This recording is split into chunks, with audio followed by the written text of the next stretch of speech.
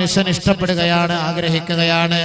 ആ കാലഘട്ടം സംജാതമാകുമ്പോ അല്ലാഹുവിന്റെ റസൂൽ സ്വല്ലല്ലാഹു അലൈഹി വസല്ലമ തങ്ങൾ പറയുകയാണ്, മസ്ജിദുകളും പരിശുദ്ധ ഖുർആനും അത് ഒരു വിലയില്ലാത്ത അവസ്ഥയിലായി പോകും. അല്ലാഹുവിന്റെ ഭവനങ്ങളും പരിശുദ്ധ ഖുർആൻ ആയത്തുകളും. ശരിയാണ്, ഖുർആനിന്റെ ആയത്തുകൾക്ക് വിലയുണ്ടോ? ഇല്ല.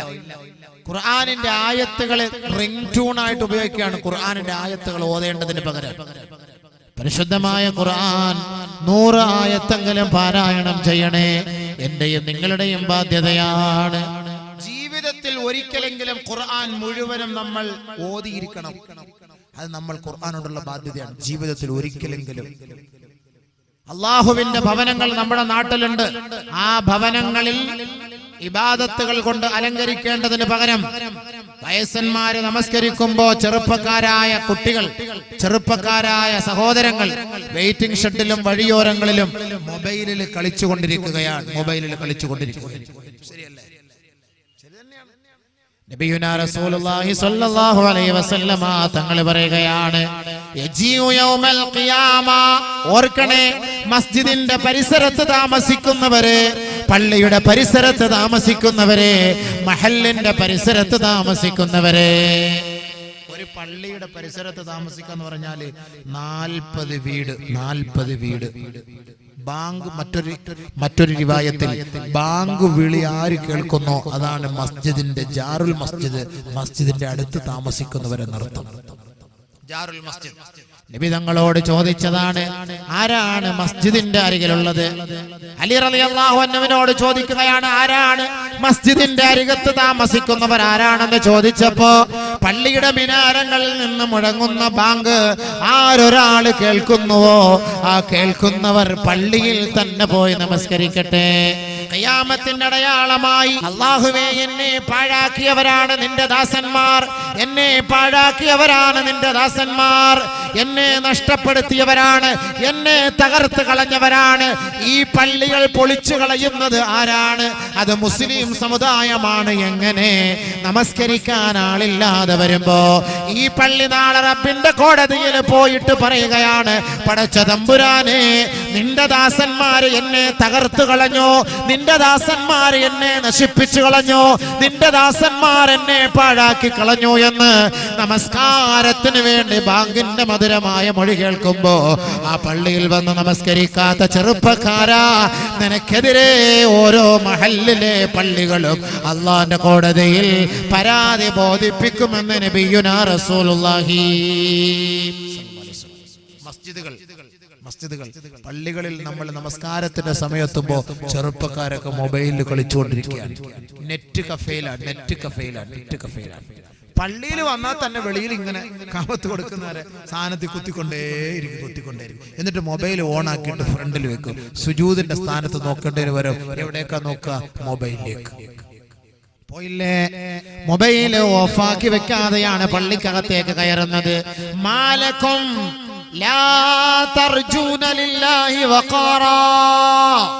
അള്ളാഹുവിന്റെ മുന്നിലാണ് നിൽക്കുന്നതെന്ന ഒരു ചിന്ത പോലും നിന്നെ അലട്ടുന്നില്ലയോ ചെറുപ്പക്കാരാ?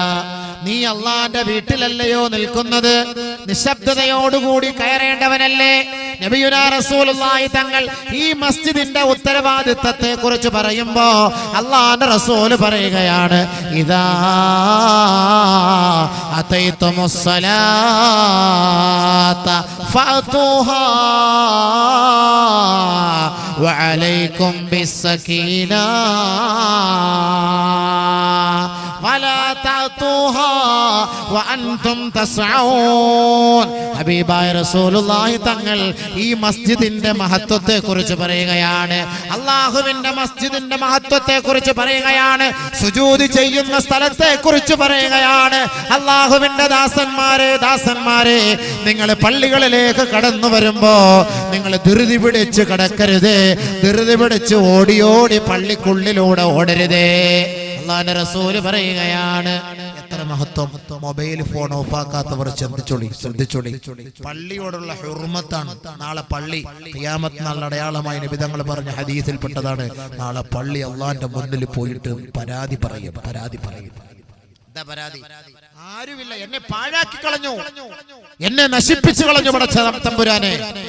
എന്റെ പള്ളിക്കകത്ത്, നിന്റെ പള്ളിക്കകത്ത്, നിന്റെ മസ്ജിദിനകത്ത് വെസ്റ്റേൺ മ്യൂസിക് മുഴങ്ങിയല്ലോ അല്ലാ, മാപ്പിളപ്പാട്ടുകളും ഒപ്പരാനെ, എന്നെ നശിപ്പിച്ചു കളഞ്ഞു തമ്പുരാനെ എന്ന് പള്ളികൾ നാളെ റബ്ബിന്റെ കോടതിയുടെ മുന്നിൽ പോയി പരാതി ബോധിപ്പിക്കുമെന്ന് ഹബീബുനാ ശഫീഉനാ റസൂലുള്ളാഹി. അതുകൊണ്ട് പള്ളിയിൽ നിസ്കരിക്കാൻ പോയാൽ തന്നെ ഇമാം റുകൂഇൽ നിൽക്കുമ്പോ നിങ്ങൾ ഒളുവെടുത്തിട്ട് ധൃതി പിടിച്ച് ഓടിപ്പോകരുത്. വഅതൂഹാ വഅൻതും തസ്ഔൻ. നിങ്ങൾ ആ പള്ളിയിലേക്ക് പോകുന്നത് മെല്ലെ മെല്ലെ സാവകാശം നടന്നു പോകണമേ.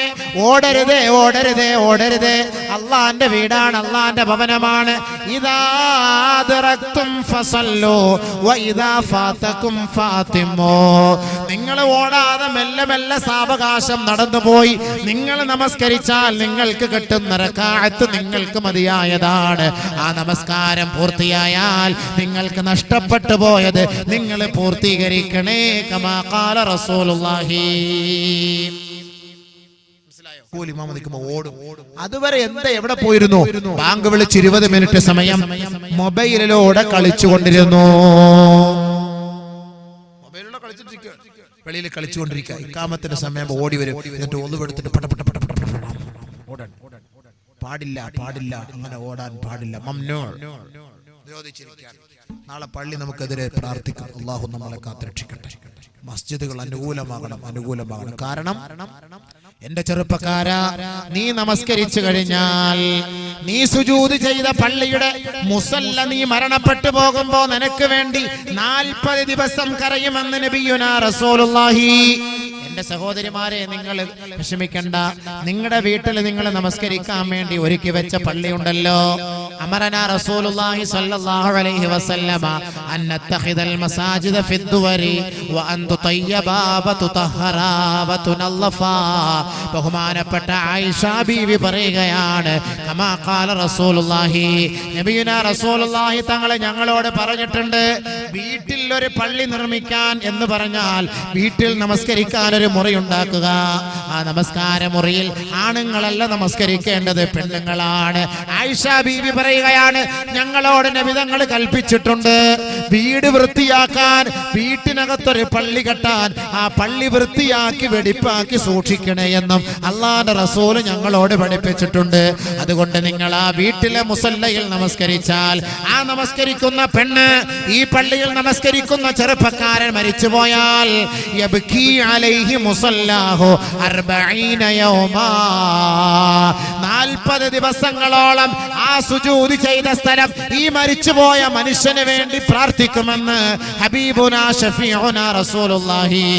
ആ സ്ഥലം അവന് വേണ്ടി കണ്ണീരൊലിപ്പിക്കുമെന്ന് നബിയുനാ റസൂലുള്ളാഹി. ചെറുപ്പക്കാർ നമസ്കരിക്കുമ്പോൾ ആ മുസല്ല കരയും, അല്ലാഹ് അവന് നീ പുറത്തു കൊടുക്കണേ, പുറത്തു കൊടുക്കണേ. എല്ലാ ദിവസവും ഇവിടെ വന്ന് സുജൂദ് ചെയ്തവനായിരുന്നു, ഇന്നവൻ മരിച്ചുപോയി, നീ പുറത്തു കൊടുക്കണേ എന്ന് ദുആ ചെയ്യും. നമസ്കരിക്കുന്ന സ്ഥലം മുസല്ല. ആരാ ഇപ്പൊ മുസല്ല ഒക്കെ ശ്രദ്ധിക്കാറുള്ളത്? പള്ളിയിൽ വീട്ടിലുള്ള മുസല്ലയുടെ പഴക്കം എത്ര? എങ്ങനെ പോലെ ഒരു 12 വർഷം കാണും. പണ്ട് ഉപ്പ ഗൾഫിൽ ദുബായ്ക്ക് പോയപ്പോ കൊണ്ടുവന്ന മുസല്ലാണ്, നല്ല സുഖമായിരുന്നു. അന്ന് സോഫ്റ്റ് മുസല്ലയിൽ സുജൂദ് ചെയ്യാൻ. ഇന്ന് ആ സുജൂദ് ചെയ്യുന്ന സ്ഥലത്തൊരു തണുപ്പടിക്കും. എന്തേ തണുപ്പ്? താഴത്തെ ഗ്രാനൈറ്റിന്റെ തണുപ്പ്. കാരണം ഓട്ട വീണ് സാധനത്തിന്. സുജൂദ് ഓട്ട വീണ്. മുസല്ല 3 അടയാളം, 2 മുട്ട് വെച്ച് അടയാളം, 2 നെറ്റി വെച്ച് അടയാളം. മുസല്ലയ്ക്ക് മാറ്റാറില്ല. കാരണം മുസല്ല വലിയ മുസല്ല.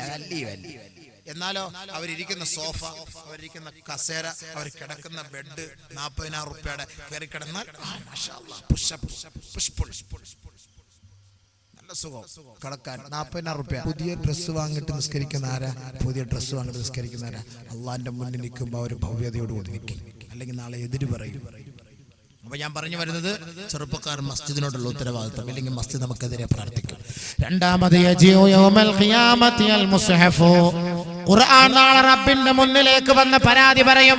ചെറുപ്പക്കാരാ, പരിശുദ്ധ ഖുർആൻ ഒരിക്കലെങ്കിലും നീ പാരായണം ചെയ്തിട്ടുണ്ടോ? ദുനിയാവിൽ എത്ര നെറ്റുകളിലൂടെയാണ്, കമ്പ്യൂട്ടറിലൂടെയാണ് നീ കളിക്കുന്നത്? ദുനിയാവിന്റെ എത്ര കണക്കുകളാണ് നീ കൂട്ടുന്നത്? ഒരു മനുഷ്യന്റെ മേൽ ബാധ്യതയാണ്, ഒരു മനുഷ്യന്റെ മേൽ കടമയാണ്. ഒരിക്കലെങ്കിലും ജീവിതത്തിൽ ഒരു പ്രാവശ്യമെങ്കിലും പരിശുദ്ധ ഖുർആൻ സൂറത്തുൽ ഫാത്തിഹ മുതൽ സൂറത്തുൻ നാസ് വരെയുള്ള 114 അധ്യായങ്ങൾ, 114 സൂറത്തുകൾ, 6000-ൽ പരം ആയത്തുകൾ ഓതേണ്ട ബാധ്യത ഓരോ ചെറുപ്പക്കാരന്റെയും ഓരോ ചെറുപ്പക്കാരിയുടെയും മേൽ ബാധ്യതയാണ്. ഒരാളുടെ കണ്ണ് തുറക്കണമോ, ഒരാളുടെ ജീവിത ശൃംഖലകൾ എളുപ്പമാകണമോ, അവന്റെ ജീവിതത്തിന്റെ വഴി എളുപ്പമാകണമോ, സ്വർഗത്തിലേക്കുള്ള പാത അവന്റെ മുന്നിൽ തെളിഞ്ഞു കിടക്കണമോ, പരിശുദ്ധ ഖുർആൻ ദിവസം തോറും കുറഞ്ഞതൊരു 100 ആയത്തെങ്കിലും ഓതേണമേ. നാളെ ഖുർആൻ പാരായണം നടത്താത്തവർ മരിച്ചുപോയാൽ, ഖുർആൻ ഒരിക്കലെങ്കിലും പൂർത്തിയാകാതെ മരിച്ചുപോയാൽ, നാളെ യജീഉൽ മുസ്ഹഫ് പടച്ച റബ്ബേ ഹറഖൂനി വമസ്സഖൂനി, അല്ലാഹുവേ എന്നെ കരിച്ചു കളഞ്ഞവനാണ്, എന്നെ കീറിക്കളഞ്ഞവനാണ്, ഈ പരിശുദ്ധ ഖുർആനിന്റെ ആയത്തുകളെ പിച്ചി ചീന്തിയവനാണ്. ചെറുപ്പക്കാരാ, പരിശുദ്ധ ഖുർആൻ ഒളിപ്പിച്ചു വെച്ചിരിക്കുന്ന മൊബൈലിലല്ലയോ അശ്ലീല ചിത്രങ്ങളും നീ ഒളിപ്പിച്ചു വെച്ചത്? ആ അശ്ലീല ചിത്രങ്ങൾ കാണുന്ന അതേ ടച്ചിലല്ലയോ പരിശുദ്ധ ഖുർആനും നീ ടച്ച് ചെയ്യുന്നത്?